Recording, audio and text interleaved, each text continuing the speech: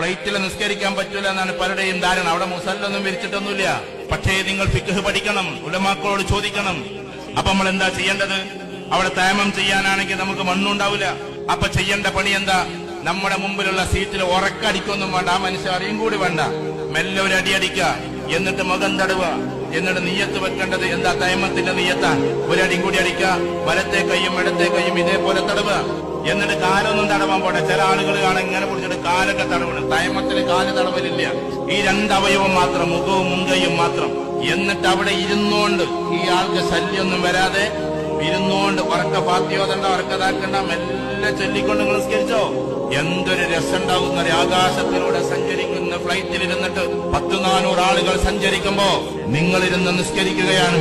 അള്ളാഹ്ക്ക് എത്രമാത്രം ഇഷ്ടമായിരിക്കും അത്. വായുലോകത്തിലൂടെ പോകുന്ന ഫ്ലൈറ്റിൽ ഇരുന്നിട്ട് പ്രാർത്ഥിക്കുന്ന നിങ്ങളെ ജഗനിയന്താവായ തമ്പുരാൻ എത്രമാത്രം സന്തോഷത്തോടെ